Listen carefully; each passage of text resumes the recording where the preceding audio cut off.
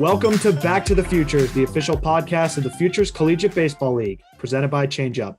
I'm Owen Shadrick, and we're welcome to have Johnny Maffey on the podcast as our newest co-host. Johnny, how you doing today? Welcome to episode 1. Thank you, and thanks to everyone for tuning in, whether you're watching or listening. Really excited we're back. We're just 16 days away from opening day in the Futures League, and this is our opening day episode, if you will. Yeah, it's our own little opening day here. Our first guest, a really exciting one. It's Nick Guarino of the Nashua Silver Knights. He helped them win the 2020 Futures League Championship and was critical in their Game 2 win to force Game 3. Really excited to have Nick on this podcast.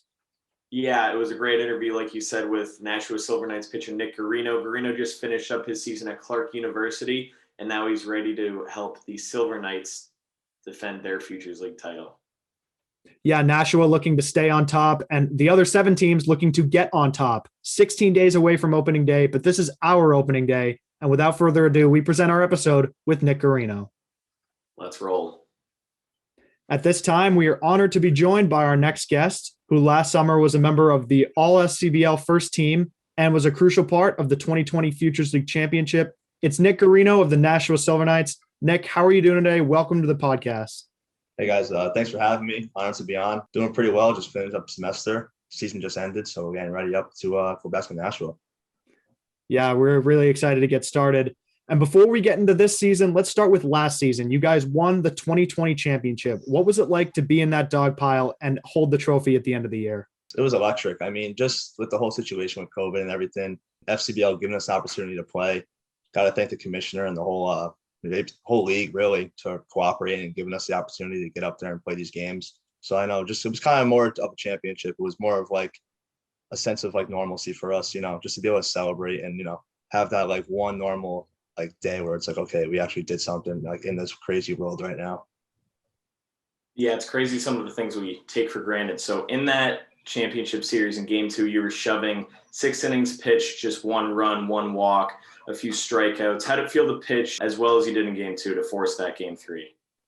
Yeah, I mean, I knew, obviously we know what has to happen there. I mean, we're down 1-0, backs against the wall. They're a good team. Like, their whole pitching staff was good. We knew what their deal was. But it was great just getting out there and just being able to pitch in that situation. K-Jax had confidence in me to give me that ball game too, so I'm grateful for that. And then I have a whole family there, as most of you guys know, that big crowd in the suite up top. So kind of a lot of pressure there. Just really didn't want to get shelled. But thank God we put up, I think it was 5 in the first. So that was good to have the run support early. Got to ask about that fan base. The Nashua Suite, I'm in the press box. They were rocking the entire stadium. What was it like having your friends, family, and teammates there to support you during that game? It was great. I mean, like I said in the post game when I was asked about it, that's how my family is. That's how we roll. It's just a big support crew. They've been with me for the last however many years now at baseball. And to have my teammates from Clark up there too, and then a bunch of distant relatives too coming, that was really good. I think we had like aunts, uncles, cousins, grandparents. It was a good scene. It was nice to have, whether I won or lost, it was just nice to have them there in my corner. Yeah, definitely. We're excited to see them around the stadium this summer as well, I'm sure. And you were one of the remarkable stories of that Silver Knights team last season, whether it was the dominance of Dominic Keegan or the last-minute addition of Kyle Bouchard. What was the chemistry like in that locker room? It was just a great group of guys, honestly. I think from day one, we kind of just hit it off. You get that little awkward period where like you don't really know everybody and you kind of got to try to get into like the swing of things with a couple of guys. So I showed up the day that like of report, a lot of guys were already up there beforehand, getting swings and whatever they're doing on the field. So for me, it was just getting used to everybody for the first week or so. I actually got hurt in the first week, so I missed the first set of games. And then once we got back in the swing, I think everyone just gelled. I mean, it was like we played together for a long time. I mean, I felt like we were very comfortable with each other. I mean, we had a lot of fun this summer. So, I mean, that was probably the big thing with us for our success, was just being able to gel together. And whatever happened, we knew what we were about and we knew how good we were playing together. So I think that was a big part in us having the success we did. Yeah, it makes a lot of sense. I mean, it looked like you guys gelled the way you celebrated in last August. So kind of moving on to this summer, how'd you get in touch with Nashua about returning to the Silver Knights? As soon as the championship series ended, Cam was like, "You're back. If you have eligibility, like you're back." And I was like, absolutely. Could not turn it down. I signed the contract, I think, like the next day, maybe like a couple of weeks later, whatever it was. But it was real quick. I mean, it was no doubter. It was a lot of fun being up there. I mean, especially with COVID. I'm pumped to see if we're up there at full capacity this year with maybe things getting settled back to normal a little bit. And the atmosphere is probably just going to be even better. I know there's a couple returners coming back on the pitching staff. I don't know if there's any position guys coming back. I'm just pumped to get back up there and be with the guys again. So back to Owen's last question a little bit. You said GM Cam Cook got you right after the championship. He got you back. What was it like with not just the chemistry of your teammates, but, the front office, Coach Jackson, Katie Arend, all those people? Yeah, they're great. I mean, especially Coach Ramos, he was there for me a lot this summer, just working on some stuff, breaking ball wise, and just keeping me comfortable. Cam and Katie were exceptional, just with the whole communication aspect of it. I mean, I text Katie now just to whatever about the season, about stuff coming up, about whatever they're doing with Nashua for the summer. So I mean, it's pretty close. I talked to Cam a couple weeks ago. They are just it's so relaxed atmosphere. Guys feel really comfortable going in there, especially if you're uncomfortable situation just coming up there. And then K-Jax is a guy. Manager wise, I mean, he just lets you go out there and roll it out and do what you do. He doesn't really say much throughout the games, but I mean, that's pretty much how you have to be, I think. And that was I think that's made us more comfortable. So I mean, just the whole front office, even the Cretans, I mean, they're great people. Everyone up there is just great people. And that was kind of a big factor for me going back there. So is all this stuff going through your mind getting closer to opening day? We're only a few weeks away. What are you excited about? Yeah, I'm pumped. I just want to get back up there and play. I was kind of taking it light this spring with Clark with some arm stuff, but I feel like I'm back to normal now. Just pitched last week against Babson. So I mean, full start, whatever. But I'm pumped to get back up there. I mean, the ring ceremony is the first home opener, I think. So I think it's the second game of the year against Worcester, I believe. So that'll be fun to get up there and just, be with the people again, be with the guys. Yeah, we're excited to be out there. We will definitely have coverage of that ring ceremony on Thursday, the 27th, when Nashua hosts its home opener. And you mentioned it, you're one of the returning guys. So how do you plan to use your experience from last summer to be a leader in the clubhouse and kind of gel the new guys into the Futures League? Yeah, I mean, so I'm pretty sure there's a lot of young guys on our roster this year, just from looking at it. Being kind of what the older guys were. I mean, I was an older guy last summer too, but I never really played in a competitive league like this before. So just kind of, making sure that guys are comfortable and having fun. I think that was a big thing for us last year. Just being sure that we were able to go out there and just play our game and not really stress too much about it. I mean, it is summer ball. Everyone wants to win, but at the end of the day, let's make sure we're having fun. Yeah, it sure looked like you guys had fun, especially right at the end there in that championship series. And from the FCBL to your college ball, obviously with COVID, everything was delayed and you never knew when you were playing, especially in your conference this year. So what was it like to finally be back on the mound in a Clark uniform this spring? Yeah, so it was tough. All winter was a lot of pessimism about whether we were going to play or not, just with the whole new MAC conference or just Clark in general, what their decision was going to be. It was a lot of back and forth. For the most part throughout the winter, it was that we're probably not going to play. And then kind of last minute, there was a decision made where it's okay, numbers are looking a little bit better. We could probably get out there and play. Then it was how many games are we going to play? What's it going to look like? Is it going to be a conference tournament? So, I mean, just getting back out there, I think the first game was late March, early April, but just being able to get back out there and pitch a little bit. Like I said, I was kind of out for the first, the middle of the season. So I pitched one start and then I kind of just took it easy for the rest of the starts and then just got back out there last weekend. After ramping up a little bit more. So, but I mean, it was fun to get back out there with the guys, a lot of fifth years and a lot of seniors this year. So it was good to get out there one more time with them and just compete. You found out pretty late. It was early March and your first game was mid to late March. For those people that don't know, the NEWMAC is the New England Women's and Men's Athletic Conference, and they played a doubleheader once a week. As a pitcher, that's kind of normal. I know you're hurt a little bit, but what was it like for your whole team playing a football schedule, if you will? Yeah, no, I mean, it was tough, especially we had 2 or 3 weeks where we were canceled because of TMP tests. So those are tests that don't process, whether that's a lab problem or a CARC problem. So we had a couple of weeks where we are basically on a bye week for 2 weeks in a row. And it's or we go into a week playing Wheaton and then we end up playing someone else or whatever the situation could be. So we didn't really know. And you didn't find those out till Friday. So we're going the whole week following protocol. Again, our tests done 3 times a week, doing our forms, making sure we're socially distanced on campus, off campus. And then Friday comes around at 5:00 and it's okay, you guys are canned this weekend. See you next Saturday. So it was tough. It was really tough. Before we return to our interview with Nick Guarino, we want to share a message from our friends at 78 Sports. Do you have kids playing baseball or softball? We all know that practice time is limited, especially here in New England. Not to mention the cost of lessons and cage time can add up very quickly. Save yourself time and money by giving your kids what they need to work on their game at home. Our friends at 78 Sports can help you put together the perfect at-home training setup. Whether you want to start small with just a tee and hitting net, or looking to set up a full cage with turf and a pitching machine, they have you covered. The team at 78 Sports has designed and installed hundreds of home and commercial sports training facilities, so let them help you plan the perfect setup for your space. Visit the 78 Sports website, 78sports.com. That's SEVENTY, number 8, sports.com. For a limited time, just by mentioning this Back to the Futures podcast, you'll receive a 10% off discount off your order. That's SEVENTY, number 8, sports.com. We now return to our interview with Nick Guarino. On May 1st, you faced number 10 Babson through 5 strong, 1 run, a few Ks. What was it like facing a team that dominant and ending your college season on a strong note? Yeah, so like I said, I was kind of just taking it light coming out of the bullpen towards the middle of the season, kind of just working up to this weekend, knowing it was going to be an important weekend for us in the standings wise. Like I said, I've been pitching against Babson for 4 years now. I mean, I faced him as a freshman. Nothing really different, just going out there and just pitching the same game I always do. Hopefully it turns out pretty well, and it did. Yeah, with COVID and everything that's happened with your injuries and stuff like that, it's been tough to kind of ramp it back up. That was great to see that you had a great performance against the top 10 team in the country in Division III last week. But one thing that did go well was your 2019 campaign. You appeared in 8 games. You had a 3.05 ERA, 2 complete games, one in which you had 10 strikeouts. How did you feel coming out of that season? I felt really good. That was probably my best season I had in college and maybe even high school, just being able to pitch. Cal Slupko was in front of me that year, so I had some help being with him, picking his brain a little bit.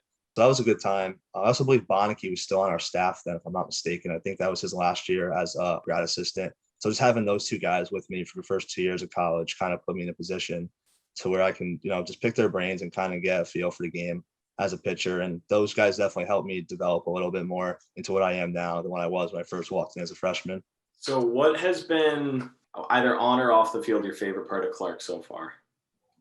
I think just the connections you make and the people you meet. Clark's a very diverse school. I mean, I have friends from Europe to South Africa to California. So, I mean, even off the team, we have just the school is just so diverse in the way that people you meet and the stories you hear. That's definitely my favorite part about it, I think. Just being able to meet all those people, again, those different perspectives. I thought it's been pretty cool the last 4 years. And on the field, just being with the guys, I think we got really close over the last 4 years. And there's definitely going to be people that will be at my wedding in however many years and vice versa with them. So they're definitely lifelong friends. Yeah, that's a fantastic answer. And we've asked everyone that we've had on this podcast who plays in Division III this question: how much pride do you take in being a pitcher and playing in Division III baseball? Yeah, I mean, I take a lot of pride in it. I don't see a difference between D3, D2, D1. I mean, like you guys see in the Futures League a lot, the D3 guys come up big. I mean, look at Booch, picked off the streets 2 weeks before the season, playoffs started, and he comes in and ends up being MVP of the final series. So I think that's the difference with us. It's just we're hungry. We want it. Not saying those guys don't, but we don't get the gear. We don't get the scholarships. We don't get any of that stuff. So we really want to play. And I just think that when it comes to D3, there's just more on our plate, I think, in terms of schooling and athletics and the balance of it all. And I think that just playing D3 has really gave me a better opportunity to further my baseball career. So you're from Connecticut. You went to East Haven High School. You played basketball and baseball there. What was it like being a 2-sport athlete, and how did your experience with basketball help you on the baseball diamond, do you think?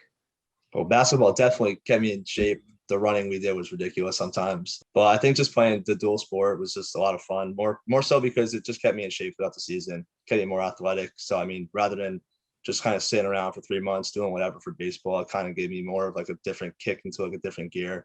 With basketball, it's a lot more running, a lot more conditioning, like I just said. So I think that just being able to play both sports rather than one kind of kept me on focus more so throughout the whole year rather than having a 3-month layover waiting for baseball to start. And I gotta ask, what were those hoop stats like? What was your specialty in high school on the court? I'm short, so and I don't have a right hand. I'm a lefty, so I was always in the left wing, just shooting threes. That's basically what I did. Other than that, I had a couple of games where I would go off. Other than that, it was quiet. Wasn't too good. Won't hype it up that much. Hey, everybody has those games. You got to respect those games. And how about a message to fans as we're about 2 weeks away from opening day? Oh, first, just want to thank them for the support last year. They really made it a lot of fun, even with the restrictions and everything. Just still showing out and supporting us every single day, even when we were kind of struggling in the beginning. Now, this year, I'm pumped to get back up there. I hope the crowd has the same energy that they had last year, and hopefully we can get more fans in there and a little more interaction between the players and the fans. That'd be really cool. Yeah, with the vaccinations and the summer air coming in, hopefully we can squeeze more fans into Holman Stadium and all stadiums around the Futures League. Before we return to our interview with Nick Guarino, we wanted to share a message from our friends at On Demand Storage. Are you tired of living in clutter? Do you need more space around your home or office? Are you sick of visiting your self-storage unit? Does your business need a way to securely and conveniently store excess materials? On Demand Storage will pick up your items directly from your location and bring them in storage for you. When you want something back, give us a call and we can deliver it back right away. We bring convenience to the outdated self-storage process. Visit ondemandStorage.com and submit an inquiry. During sign-up, mention the Futures League and receive 50% off your storage pickup. Once again, that's ondemandStorage, all one word, .com. We now return to our interview with Nick Guarino. So we're now going to move on to our final segment. It's called Quick Hits. It's presented by Zephyr, the official on-field hat of the Futures League. Zephyr, high quality and innovative design since 1993. So Nick, we're going to ask you a few more questions to have our audience get to know you better. Is that okay? Yeah. All right, let's roll. How about your favorite FCBL teammate? First FCBL teammate that comes to mind here is Griff Young. He plays in the new MAC for Wheaton. I think the first day up there, him and Sean Cormier were the first two guys I talked to, just because we're all D3 and it kind of just like right off the rip was kind of a mix. And then the championship series, I think I bugged him out a couple of times. Just game 3, I literally sat next to him the whole game, just stressing out about like the last 2 innings, like Dufall pitching and just like the whole situation. So he's definitely my guy. I'm pumped to have him back up there this year. And we definitely talked throughout the year. I saw him a couple of weeks ago. He actually shoved against us the other day. So yeah, no, he's definitely my favorite teammate up there. No offense to anybody else. Yeah, we're really excited to see you two back on the hill. And there's no offense here. There's always one or two. Everybody can say as many as they want, but there's always one or two. And he was my locker teammate too. So he was right next to me in the locker room. Exactly. There it is right there. And then how about a favorite ballpark you've played in or one you've attended as a fan? I'm a Yankees fan, but I gotta say Fenway was really nice. We went for Yankee Red Sox playoffs a couple of years ago, and just the whole stadium setup's kind of sick. Citi Field's nice too. I like how you can go down to the bullpen and kind of just like interact with the players. And then playing wise, Muzzy Field. It's like super old in Connecticut. We played their senior year for states, and I think it's like 1900s old. So that stadium was sick just because the setup is still the same. It has like that old overhang where like you could see it kind of in the movie 42. It's kind of like the same setup with like the old thing in the background. And like the fans just sit right there and there's no other seating around the field. Yeah, Muzzy Field in Bristol, a very nice stadium, very old stadium, as you said. So how about a sports stadium or a sporting event that's on your bucket list? I got to go to an NBA finals and hopefully it's the New York Knicks. That will be the topping for my life if they win a championship. I'm actually going to the Yankee game tonight against the Astros, so that would be a lot of fun. But definitely NBA finals, New York Knicks at MSG. Need it. Yeah, I'm a big Celtic fan, but MSG is definitely an item on my bucket list. I don't know about the Knicks being in the finals, but MSG is on the bucket list. How about walk-up music? Music you're blaring as you're doing warm-ups, getting ready for a game? My playlist differs as the time frame gets closer to like the game time. So I'll start off with, just a little light. Maybe I'll play some EDM or something, kind of get me fired up, and then I'll make the switch over to like rap, hip hop. So that's how it goes. It's the same routine every single game with my headphones in. Doesn't change. I'm kind of a weirdo like that, but that's how I do it. And then I'll play a little like today's hits in the middle to kind of calm me down. But other than that, I'm very diverse in my music choice. That sounded like a bit of a superstition, but we'll get there in a minute. And you mentioned big league team in the Yankees. So how about a favorite big league player, whether it's current or historical? I'm a big A-Rod guy. I love A-Rod. I just honestly just loved him when he came back from that whole PED thing. And then I think it was Ryan Dempster who hit him. And then next AB comes up and puts him out to center field. That whole year was electric for him. And then Didi Gregorius, but they got rid of him on the Yankees. So that kind of upset me a little bit. Currently right now on the Yankees, I love Stanton. That's my guy. Yeah, Stan's on a tear. I think right now he's on like a 66 home run pace over a full season. I saw something on Twitter like that. He's hitting some bombs right now. Now to the next question. Do you have a baseball nickname other than your last name? Yeah, so my baseball nickname is Gumby, like the green guy, but it's not because of that. I actually might have turned into that because as I kind of like grew up a little bit, I kind of got tall and lanky, kind of like him. So, but it started out with I was like 7 or 8, and I had to get my 3 front teeth pulled out. And one day my dad's friend was just like Gumby because I had straight gums, and it stuck. Even guys at Carp call me that now, so it definitely has stuck. That's funny. And how about you talked about your superstitions. Go into that a little more. So yeah, I like to kind of have the same routine every single, like I said, with that, I will go out, I'll do my like dynamic stretch, I'll do my foam roll, my bands, but as I'm doing, I have to have the same set of songs like in my ear. And that's basically, I like to have a nice breakfast before the games. My roommate gets me Dippin' Donuts. I don't know if that's a whole mass thing. I'm from Connecticut, so I don't really know, but it's a sausage, egg, and cheese on a croissant with a chocolate milk. And then the last song I listen to before I go into the bullpen is One Dance. And it's kind of like a superstitious thing since high school. One of our high school teammates actually passed away our junior year. So that was like one of the last songs he had posted on one of his stories.